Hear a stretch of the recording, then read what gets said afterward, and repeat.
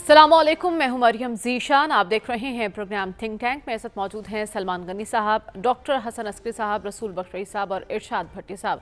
नाज़रीन, पाकिस्तान तहरीक इंसाफ ताहाल 15 अक्टूबर को डी चौक पर एहतजाज करने के ऐलान पर कायम है, लेकिन एक शर्त उनकी जानिब से रख दी गई है कि अगर 14 अक्टूबर तक बानी PTI तक रसाई दे दी जाती है तो फिर 15 अक्टूबर के एहतजाज को मौखर करने का ऐलान कर दिया जाएगा। लेकिन अगर ऐसा नहीं होगा तो फिर हर सूरत डी चौक पर 15 अक्टूबर को एहतजाज किया जाएगा और इससे उन्हें कोई नहीं रोक सकता।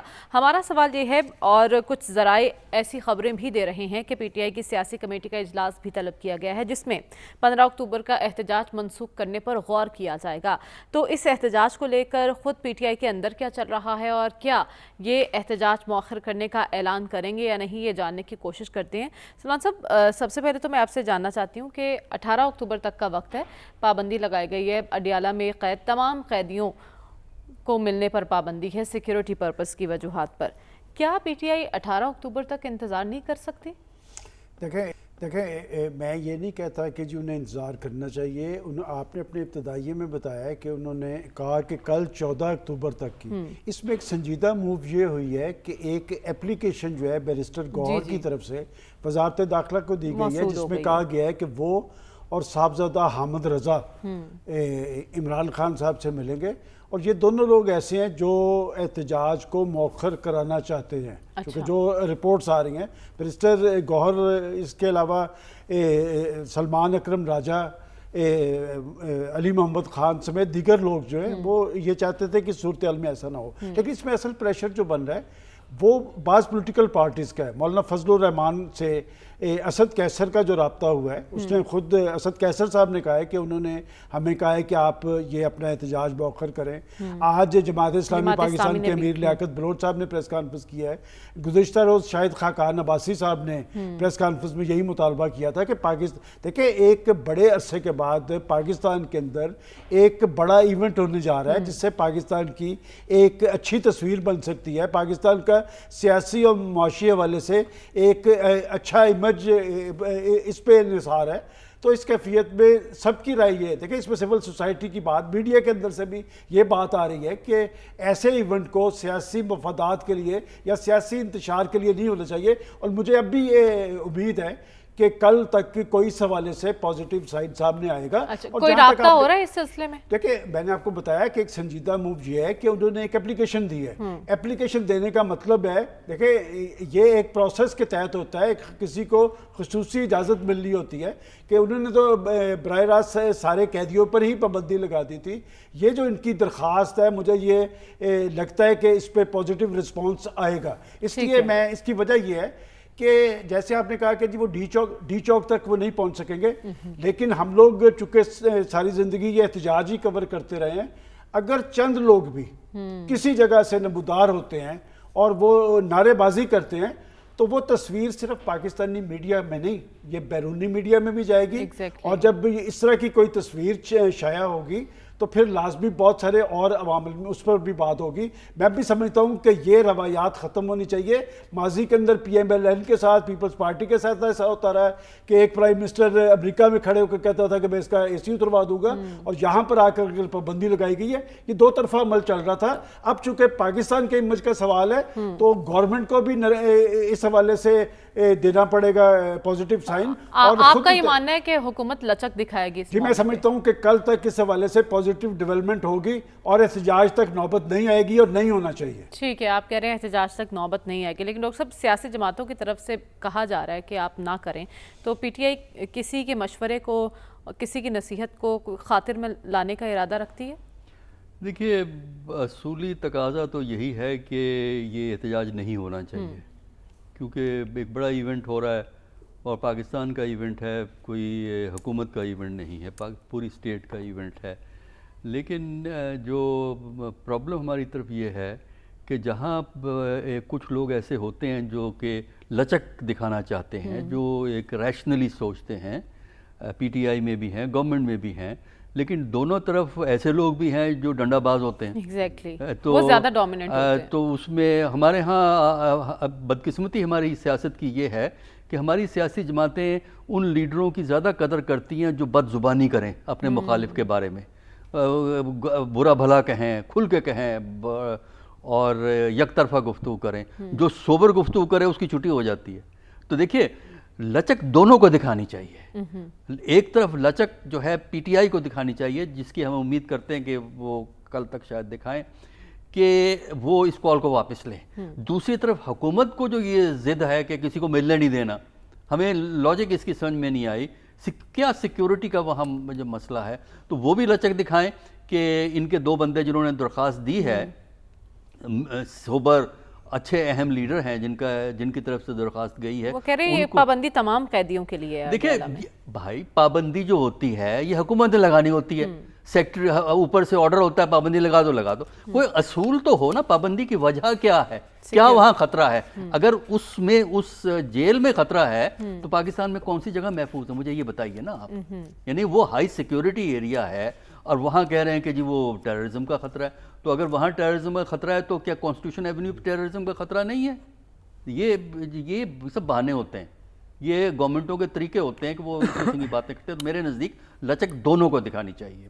حکومت کو بھی لچک دکھانی چاہیے کہ وہ اجازت دے دیں اور کہ وہ 2 لوگ مل لیں عمران سے، اور ادھر پی ٹی آئی کو چاہیے کہ وہ اپنی کال واپس لے کہ جی ہم یہ جب کام ختم ہو جائے گا اور اس کے بعد جب دوبارہ وہ کانسٹیٹیوشن امینڈمنٹ کا قصہ چلے گا تو پھر ہم مظاہرہ کریں گے. بے شک اگلے دن ہی آپ آ جائیں، چاہے 18 19 20 اتنے وقت پڑے ہیں آپ کے پاس لڑائیاں کرنے کے لیے. تو میرا خیال لچک دونوں طرف ہونی چاہیے، دونوں کو ذمہ داری کا ثبوت دینا چاہیے. اور جو لوگ انتہا پسند ہیں پارٹیوں کو چاہیے کہ ان کو سائڈ پہ کریں. جو ماڈریشن کی بات کرتے ہیں، جو درمیانہ راستہ نکالنا چاہتے ہیں، ان کی بات کو ترجیح دیں. اور یہ فیصلہ لیڈرشپ نے کرنا ہوتا ہے. جب تک لیڈرشپ یہ فیصلہ نہ کرے نا کہ ہم نے یہ لائن لینی ہے، اس وقت تک پارٹیاں وہ لائن نہیں لیتے. اور آئی تھنک یہی بہتر موقع ہوتا ہے جب آپ جان سکتے ہیں کہ کون پارٹی میں ایسی سوچ رکھتا ہے اور کون مفاہمت کی سیاست کو پروان چڑھانا چاہتا ہے. رسول بخش رئیس صاحب، کہا جا رہا ہے کہ لچک دونوں طرف سے دکھانی چاہیے، لیکن بانی پی ٹی آئی تک رسائی کی جو اپیل ہے یہ اتنا بڑا ایشو کیوں بن گئی، اور کیا یہ بہت بڑا مطالبہ لگ رہا ہے آپ کو؟ میرا خیال یہ ہے کہ حکومت کو تحریک انصاف کو کوئی بہانہ نہیں دینا چاہیے کہ یہاں آ کے ایک ایسا مظاہرہ کریں کہ دنیا کے سامنے جائے اور پاکستان کی بدنامی ہو. اپنے طور پر کوشش کرنی چاہیے، اور وہ کوشش یہ ہو سکتی ہے کہ اگر وہ یہ چاہتے ہیں کہ عمران خان سے ان کے رہنماؤں کو ملنے کی اجازت دی جائے تو اس میں کوئی قباحت نہیں، اس سے کوئی بہت بڑا فرق نہیں پڑے گا. وہ ان سے ملاقات کر لیں اور یہ ان کا جو آخری عذر لگتا ہے یا اعتراض لگتا ہے یا مطالبہ لگتا ہے وہ پورا کر دیا جائے. اس کے باوجود بھی اگر وہ مظاہرہ کرتے ہیں، ڈی چوک میں آنے کی کوشش کرتے ہیں، تو اس وقت تو لگتا ہے کہ پاکستان کی تمام سیاسی جماعتیں اور پاکستان کا میڈیا، پاکستان کا دانشور، سب تمام اس وقت جو باشعور اور سنجیدہ حلقے ہیں وہ تحریک انصاف کی اس خواہش اور اس مطالبے کو کہ ان کو اجازت دی جائے یا وہاں پہ آ کے وہ مظاہرہ کرنا چاہتے ہیں حمایت نہیں کرتے، ان کے خلاف ہے.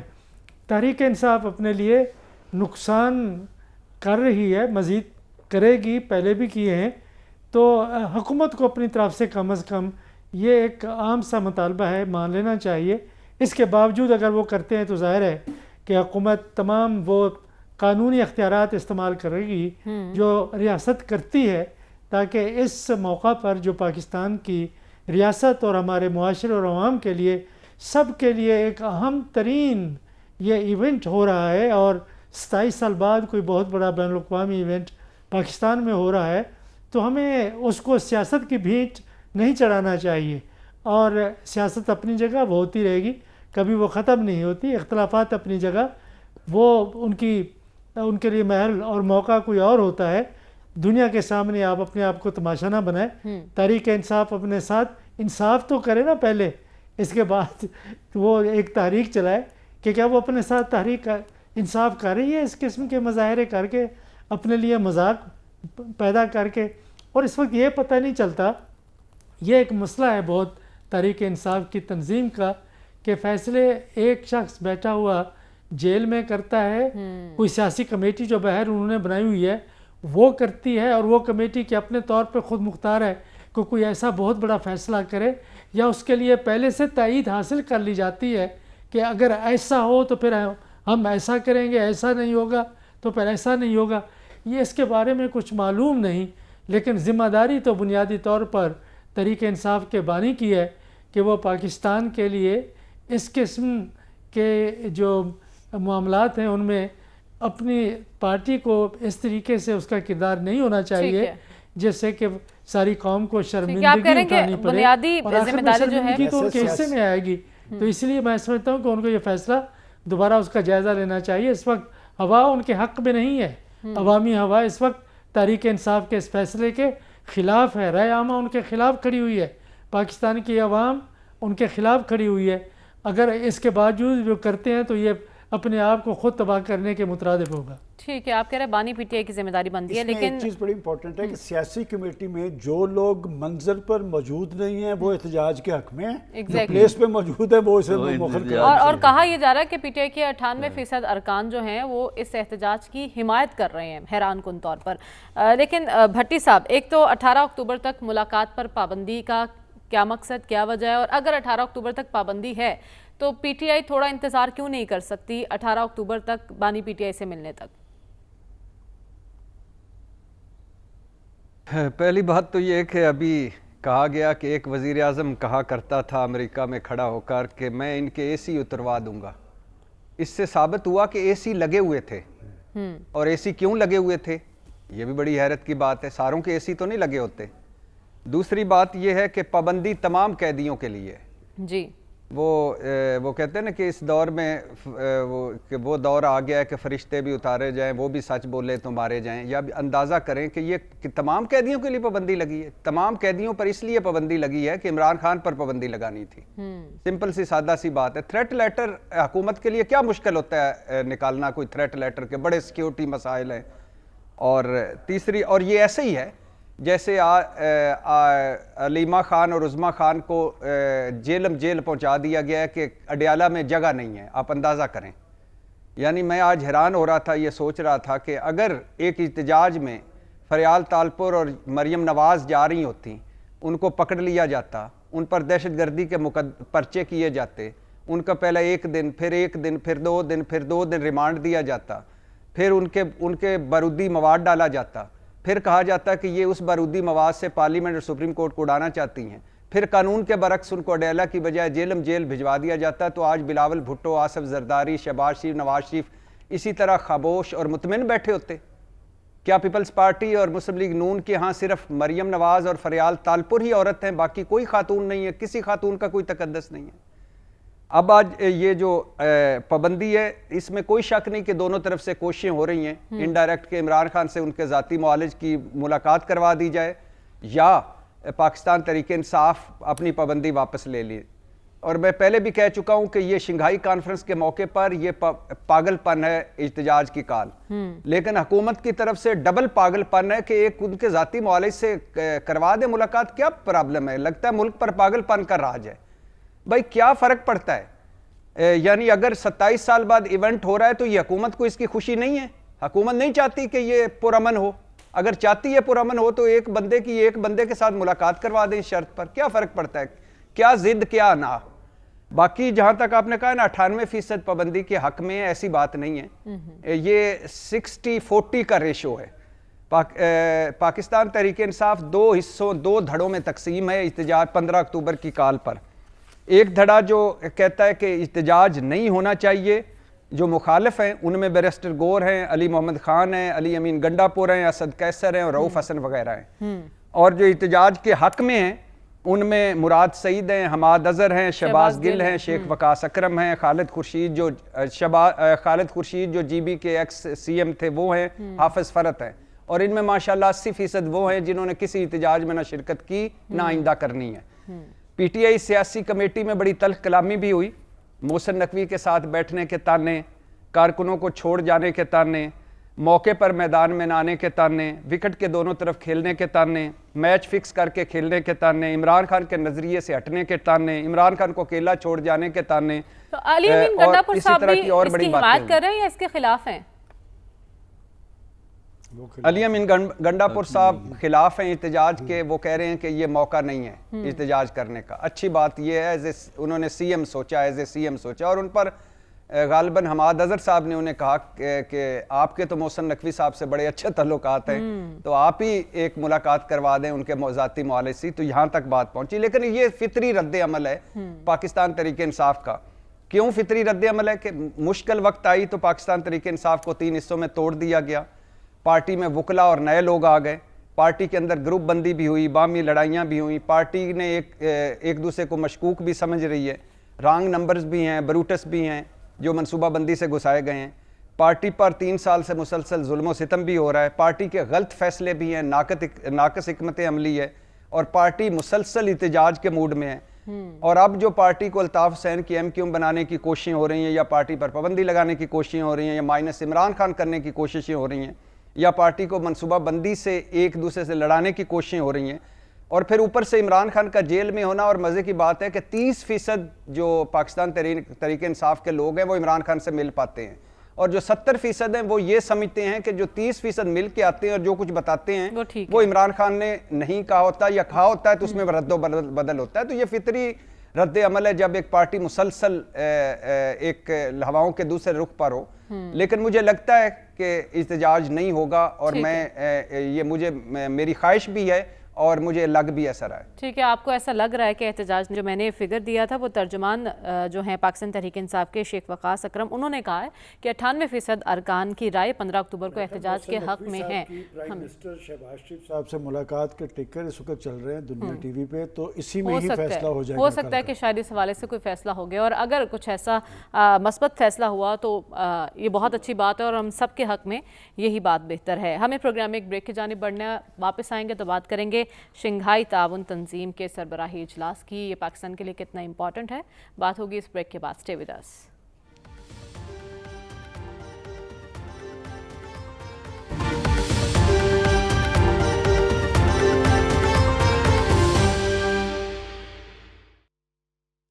ویلکم بیک ناظرین، پاکستان شنگھائی تعاون تنظیم کے اجلاس کی میزبانی کے لیے تیار ہے۔ غیر ملکی وفود کی آمد کا سلسلہ بھی شروع ہو چکا ہے، اور اس سے پہلے چینی وزیر اعظم پاکستان کے دورے پر آ رہے ہیں، جس سے بڑی اہمیت دی جا رہی ہے۔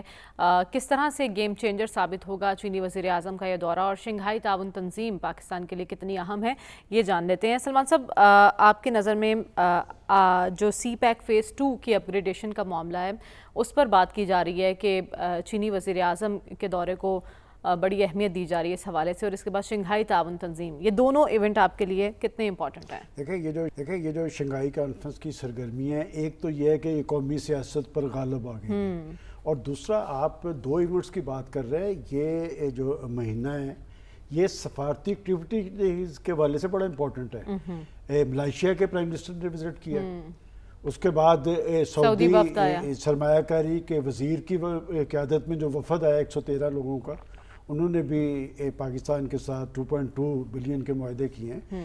کل چین کے پرائم منسٹر آ رہے ہیں، اور کل کا دن جو ہے وہ بائی لیٹرل ملاقاتوں کا ہے، اس میں پاکستان کی سیاسی اور عسکری لیڈرشپ، اور چین کے پرائم منسٹر کا یہ وزٹ 13 سال کے بعد ہو رہا ہے، اس سے پہلے وہ آئے تھے، اور بلکہ مجھے یاد پڑتا ہے کہ اس وقت اس نے پارلیمنٹ سے خطاب کرتے ہوئے 13 سال بعد یا 11 سال؟ سوری 11 سال کے بعد، تو ان کے وہ خطاب میں انہوں نے کہا تھا کہ دور کے رشتہ دار سے قریب کا ہمسایہ بہتر ہے۔ مطلب یہ تھا کہ یہ شنگھائی کانفرنس جو ہے، یہ 10 ممالک اس کے اراکین ہیں اور کچھ آبزرور بھی ہیں، یہ ایک نیا بلاک ہے۔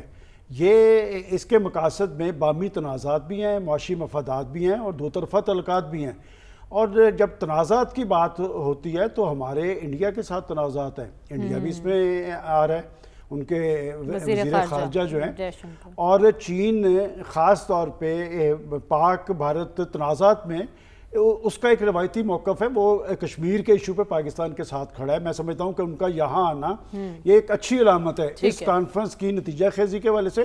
چین کے پرائم منسٹر کا وزٹ پاکستان کے معاشی مستقبل کے حوالے سے امپورٹنٹ ہے، اس لیے کہ چین آپ کے ساتھ کھڑا ہے، اور یہ جو بلاک بن رہا ہے، یہ میں سمجھتا ہوں کہ امریکہ جن لوگوں کے ساتھ اپنے معاشی تعلقات رکھتا ہے، اپنی سیاسی مفادات کے تابع رکھتا ہے، اس میں چین کا رول بڑا امپورٹنٹ ہے، چین کا اور رشیا کا۔ لہٰذا یہ بلاک اس خطے کے اندر خوشحالی کے عمل کے حوالے سے، معاشی ترقی کے حوالے سے بڑا امپورٹنٹ ہے، اور یہ پلیٹ فارم ان ملکوں کے اندر یقیناً ڈیلیور کرنے کا باعث بنے گا۔ ٹھیک ہے ڈاکٹر صاحب، آپ کی نظر میں ایسی کانفرنسز معاشی معاملات کے حوالے سے کس حد تک معاون ثابت ہوتی ہیں؟ دیکھیے یہ جو کانفرنسز ہیں نہ صرف معاشی بلکہ سیاسی اور سفارتی سطح پر بڑی اہمیت کی حامل ہوتی ہیں. معاشی سطح پر جو اس کے آبجیکٹیوز ہیں شنگھائی کوآپریشن اس کے آرگنائزیشن کے، اس میں بنیادی زور یہی ہے کہ ٹریڈ، آج کے دور میں اگر آپ نے ترقی کرنی ہے تو ٹریڈ اور انویسٹمنٹ وہ دو ایریاز ہیں جن کی طرف توجہ کی ضرورت ہوتی ہے. اور یہ اس لیے بھی اس قسم کے فورم ہوتے ہیں کہ ہر ملک میں ٹریڈ جو انٹرنیشنل ٹریڈ ہوتی ہے اس میں مختلف قسم کے رولز ریگولیشن بنائے ہوئے ہوتے ہیں، اور عام طور پر ڈسکریج کرنے کے لیے ہوتے ہیں. تو اس قسم کے جو فورم ہیں وہ کوشش یہ کرتے ہیں کہ یہ ممالک کم از کم آپس کے جو ممبران ہیں ان میں تجارت کو سہولت دیں اور انویسٹمنٹ کو سہولت دیں تاکہ انویسٹمنٹ ہو سکے. کیونکہ اگر ایک ملک کی انویسٹمنٹ دوسرے ملک میں ہوتی ہے تو نہ صرف اس سے اکنامک ریلیشن بہتر ہوتے ہیں بلکہ جاب کی اپرچونٹیز نکلتی ہیں. اور ان تمام ممالک میں جو پریشر ہے، آپ چین کو ایک طرف رکھیں، چین نے یہ مسئلہ بڑی حد تک غربت کا حل کیا ہے، لیکن باقی ممالک میں امپلائمنٹ کی ضرورت، نوجوان کو اکوموڈیٹ کرنا، یہ چیلنجز ان سب ملکوں میں موجود ہیں. تو یہ باہمی تعاون سے ان چیلنجز کا مقابلہ کرنا قدرے آسان ہو جاتا ہے بجائے اس کے. پھر یہ ہے کہ پاکستان جیسے ملک کے لیے اس لیے بھی اہمیت ہے کہ پاکستان کی سفارتی حیثیت اور پاکستان کا جو بین الاقوامی امیج ہے اس میں بہتری کے امکانات بہت زیادہ بڑھ جاتے ہیں کہ پاکستان میں بین الاقوامی ایونٹس ہو سکتے ہیں. اور یہاں پہ یہ علاقہ ایسا خطرناک نہیں ہے جیسا کہ باہر بہت سے ممالک میں پاکستان کے خلاف یہ پروپیگنڈا جو موجود ہے، اس پروپیگنڈے کو آپ زائل کرتے ہیں. لیکن اس میں ڈیپینڈ یہ کرتا ہے نمبر 1 کہ آپ اس کو مینیج کس طرح کرتے ہیں، سیکنڈلی جو فیصلے ہوں گے ان فیصلے کی امپلیمنٹیشن بھی اہمیت رکھتی ہے. کیونکہ فیصلے تو ہو گئے، اس کے بعد امپلیمنٹیشن حکومتوں نے کرنی ہوتی ہے، بیوروکریٹس نے کرنی ہوتی ہے. تو وہ کس طریقے سے ان فیصلوں کو نافذ کریں گے وہ پھر اس کی اہمیت کو بڑھاتا ہے. معاشی حوالے سے بڑی اہمیت ہے، اور آپ نے کہا ایک تو دو طرفہ تعلقات اور تجارت کے حوالے سے بھی بڑی امپورٹنس رکھتی ہیں ایسی کانفرنس. تو رسول بخش صاحب، ہمارے معاملات بھارت کے ساتھ ابھی تک اتنے اچھے نہیں ہیں، تو دو طرفہ تعلقات کی بحالی اور تجارت کے معاملات بھارت کے ساتھ کس حد تک آپ دیکھ رہے ہیں اس کانفرنس کے بعد؟ میرا خیال یہ ہے کہ جو باہمی تعلقات اور تنازعات ہیں وہ زیر بحث نہیں آ سکتے. اس تنظیم کے مقاصد میں وہ شامل نہیں ہیں، بلکہ مقصد اس تنظیم کا یہ ہے کہ داخلی طور پر کچھ ایسے اصول وضع کیے جائیں جس سے کہ انتہا پسندی، دہشت گردی اور علیحدگی پسندی یا علیحدگی کی تحریکوں کو ختم کیا جا سکے. یہ دیکھیں، یہ مرکزی ایشیا میں 3 ملک اور جو اس کے ساتھ چین اور روس نے مل کے 5 ملکوں نے 1996 میں اس کی بنیاد رکھی تھی. مقصد یہ تھا کہ جو خلفشار، جو فساد پیدا ہو رہا ہے افغانستان کے تناظر میں، دنیا میں انتہا پسندی کا، علیحدگی کا اور دہشت گردی کا، اس کا مقابلہ کیسے کیا جائے، اور ملکوں کے اندر ایک ہم آہنگی، اکنامک پروگریس، اور ساتھ باہمی طور پر 3-4 ایسے معاملات ہیں جن میں کہ تعاون کی ضرورت سمجھی جاتی ہے. وہ ہے سلامتی کے امور، استحکام، امن، اور یہ جو دہشت گردی کی فضا ہے اس کو ختم کرنے کے لیے باہمی تعاون. یہ شنگھائی کوآپریشن کونسل کے بنیادی اصولوں میں سے ہے. لیکن یہ ہے کہ عمومی طور پر جو ماضی میں ہم نے دیکھا ہے کہ جب کوئی اس قسم کی انٹرنیشنل کانفرنسز ہوتی ہیں تو سائیڈ لائنز پر انڈیا اور پاکستان کے معاملات بھی باہمی طور پر ڈسکس ہوتے ہیں.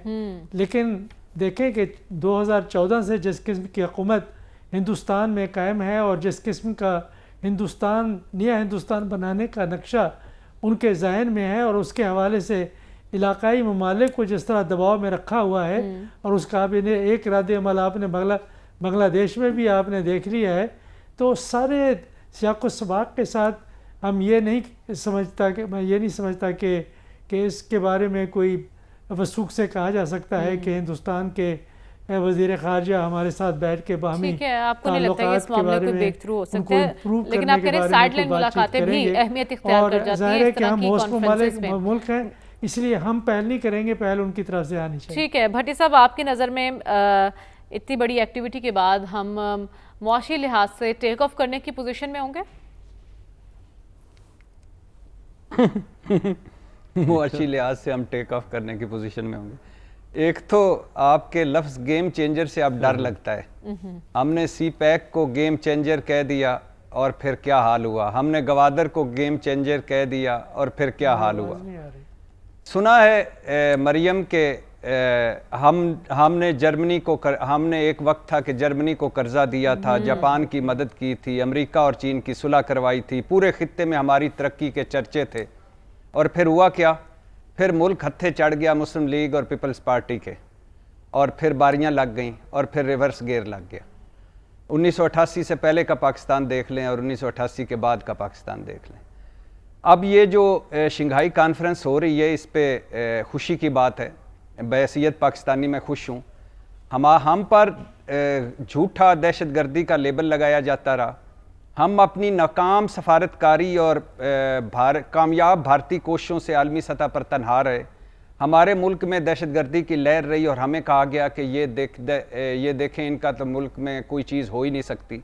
ہم فیٹف میں الجھے رہے. ہم معاشی بحران کا شکار رہے. ہمیں ورلڈ بینک نے 6 جنگ زدہ ملکوں کی فہرست میں شامل کیا. ہمیں کئی ممالک کہتے تھے کہ ہم فیلڈ سٹیٹ ہیں. ہمارا موازنہ سری لنکا سے کیا جاتا رہا. ہم سے ہمارے دوست ملک کی ناراضگیوں کی باتیں سامنے آئیں. ہمارے ہاں ایک عرصے تک کوئی قابل ذکر غیر ملکی سربراہ نہیں آیا. 2 بار سعودی ولی عہد کی بات ہوئی، وہ آ رہے ہیں، نہیں آئے. اور یو ای کے حکمران رحیم یار خان آئے ہوئے تھے. یہاں شہباز شریف صاحب نے چھٹی بھی کروا دی تھی، بینر بھی لگا دیے تھے، 21 توپوں پہ وہ کپڑا شپڑا بھی مار دیا تھا سلامی کا، لیکن وہ نہیں آئے. اس عالمی تنہائی میں، اس داخلی مسائل میں اچھی خبریں ملیں کہ آئی ایم ایف سے ہماری ڈیل ہوئی. اچھی خبر ہوئی کہ ایشین ترقیاتی بینک نے کہا کہ ہم آپ کو قرضہ دیں گے. ملائیشیا کے وزیر اعظم آئے، سعودی جو سرمایہ کاری وفد آیا، اور اب شنگھائی کانفرنس ہے. اور اس شنگھائی کانفرنس میں پاکستان کے کٹڑ مخالف جے شنکر بھی آ رہے ہیں، جو نریندر مودی جو فخر کرتے ہیں کہ پاکستان توڑنے میں نے عملی طور پر حصہ لیا، ان کے وزیر خارجہ جو کہتے تھے کہ پاکستان کی حیثیت تو ایک دیوالیہ ہوتی کمپنی کی طرح ہے، اتنی حیثیت ہے. تو شنگھائی کانفرنس کے میزبان ہم ہیں. خوشی کی بات ہے، امیج بہتر ہوگا، نئے رستے کھلیں گے.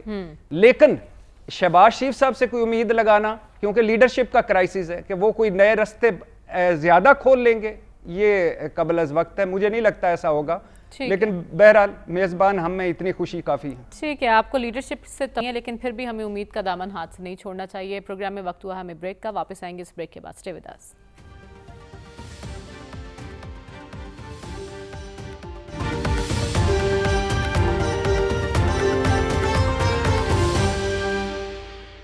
ویلکم بیک ناظرین. گزشتہ دنوں وزیر اعظم شہباز شریف نے قوم کو یہ خوشخبری سنائی کہ 5 آئی پی پیز کے ساتھ معاہدے ختم ہو رہے ہیں. تو ہم نے جاننا یہ ہے کہ کیا واقعی یہ عوام کے لیے حقیقی معنوں میں خوشخبری ہے؟ کیا اس سے بجلی کی قیمتوں میں کمی بھی آئے گی؟ عوام کو کوئی ریلیف ملے گا یا نہیں؟ سلمان صاحب، 101 آئی پی پیز تھے جن میں سے اب 96 رہ گئے ہیں 5 ختم ہونے کے بعد. 96 کے ہوتے ہوئے بھی عوام کے لیے یہ خوشخبری ہے؟ دیکھیں انہیں بھی پریشانی لاحق ہو گئی ہے کہ قوم کو تو بتایا جا رہا تھا کہ سوورن گارنٹیز ہیں، لیکن عوامی پریشر کے سامنے کوئی چیز ٹھہر نہیں سکتی. پریشر تو بنا کہ یہ بجلی کے بل لوگوں کی زندگی انہوں نے اجیرن بنائی، ان کی اس سیاست پہ اثر انداز ہوئے. اور پھر جب پریشر آیا، اب یہ تو 70 پیسے کی کمی ہوگی، 70 پیسے پر یونٹ کی، یہ 10 روپے کی کمی ہو سکتی ہے. اور میں نہیں کہہ رہا، ان کے منسٹر کہہ رہے ہیں یہ 3 اقدامات یہ کر لیں کہ یہ پاور ہولڈنگ لمیٹڈ، یہ 3 روپے 23 پیسے پر یونٹ، اس میں کمی ہو سکتی ہے. پھر آپ دیکھیں کہ وہ جو آئی پی پیز کو قرضوں کی ادائیگی ہے، اس کا سود بھی عام آدمی پہ پڑتا ہے، اس کے بل پہ پڑتا ہے، یہ 3 روپے 3 پیسے کی ہو سکتی ہے. اور باقی معاملات میں بھی آپ دیکھیں کہ اگر یہ کرنا چاہے، یہ تو 10-12 بیچ میں گورنمنٹ کے ٹیکسز موجود ہیں، اصل ٹیکس ہے، اور ٹیکس کی وجہ سے لوگوں پہ لوڈ آ رہا ہے. اور بات یہ کہ پرائم منسٹر صاحب نے جو وعدہ کیا وہ عمل پیرا ہو اس پہ. اور اشرافیہ پہ جو لوڈ والی بات ہے، لوڈ تو آیا پاکستان کے عوام پہ، اور سب سے زیادہ بجلی کے بلوں پہ آیا ہے. پاکستان میں بجلی کے بلوں نے، ہم عام آدمی کے چولہے کی بات کر رہے تھے، یہ بلوں نے ان کی زندگی جیرن بنا دی ہے. اور اس لاہور میں लोगों के घरों का किराया कम है, बिजली का बिल ज़्यादा आ रहे हैं, बिल्कुल ऐसा ही है। लेकिन डॉक्टर साहब, इन इक़दामात से क्या आवाम को थोड़ा सुख का सांस लेना चाहिए? क्योंकि जहां IPPs का एक बड़ा मसला था, वहां टैक्सेस की भरमार भी एक बड़ा इशू है। देखें, ये जो 5 की जो बात की गई है, इनका ताल्लुक 1994 से है, जो एग्रीमेंट साइन हुए थे, और इनका 1-1.5 साल में ख़त्म हो रहे थे, 2 साल में ये कॉन्ट्रैक्ट ख़त्म हो रहे थे। तो आखिरी स्टेज पे थे, जो उन्होंने लूटना था लूट लिया आवाम को। अब ये है कि इसका जो बात ये बता रहे हैं, ख़बर तो अच्छी है, लेकिन ख़बर का फ़ायदा तो उस वक्त होगा जब आवाम के एक्चुअल बिल में कोई कमी आएगी। देखिए ना, हमारे यहाँ होता ये है कि बात अभी इब्तदाई स्टेज पे होती है और मुजदा सुना दिया जाता है, कमाल कर दिया है। भाई कमाल तो उस वक्त होगा जब बिल पे हो। और फिर ये जो आपने बात कही है, अगर बिजली के बिल देखे जाएं तो उसमें गैर ज़रूरी टैक्स जो है ना, हमारी हुकूमत जो है वो सही मानों में आवाम से मतलब ये लफ्ज़ तो इसके लिए लूटना ही है, लेकिन चलिए इसको मैं इस्तेमाल नहीं करता। देखिए ना, अब आप बिजली का बिल उठाइए, पिछले 2 महीने से उसमें एक और चीज़ ऐड हो गई है कि आप बिजली चाहे 1 यूनिट इस्तेमाल करें, 1000 रुपये आपको ज़रूर पे करना है। एग्जैक्टली, एक फिक्स चार्ज, पहले फिक्स चार्जेस नहीं थे, इसमें फिक्स लग गया। अच्छा, इसका जिन डॉक्टर साहब के अलावा मुझे आगे भी बढ़ना है। डॉक्टर साहब, रसूल बख्श साहब, आपकी नज़र में क्या IPPs के मुआहदे ख़त्म होने से आवाम को सुख का चैन मिल जाएगा? बिल्कुल मिल सकता है, लेकिन इशू ये है कि ये मुआहदे हुकूमत ने, ये हुकूमतें जो हैं पाकिस्तान पीपल्स पार्टी की और मुस्लिम लीग नून की हुकूमतों ने ये मुआहदे किए थे। ये उसके बारे में तो बताते नहीं कि ये मुआहदे करने की ज़रूरत क्या पड़ी थी। और तो उस वक्त जबकि हमारे यहाँ जो बिजली पैदा करने की इस्तेदाद है, ज़रूरत से कहीं ज़्यादा थी, और फिर जो उन्हें नर्ख दिए गए वो इतना क्यों ज़्यादा दिए गए? आखिर ये उसकी कोई वजूहत होनी चाहिए, कोई उसकी तहकीकात होनी चाहिए। वो हर चीज़ छुपा देती हैं, और या तो IMF के ऊपर बात करते हैं या IPPs की बात करते हैं। ना उसकी IMF जिम्मेदार है, ना IPP जिम्मेदार है। आपने उनके साथ मुआहदे किए हैं, उनको मुआहदों के मुताबिक आपको उनको अदायगियाँ करनी होंगी। ठीक है, जिनके साथ ख़त्म हुई है बात, उनकी तायद से ख़त्म हुई है। अब ज़बरदस्ती किसी भी IPP के साथ कोई मुआहदा खत्म नहीं कर सकते, लेकिन मज़ीद इक़दाम करने की ज़रूरत है। भट्टी साहब, वक्त ख़त्म हो चुका, बड़ी मादत के साथ प्रोग्राम का वक्त ख़त्म हुआ जाता। दीजिए, अल्लाह हाफ़िज़।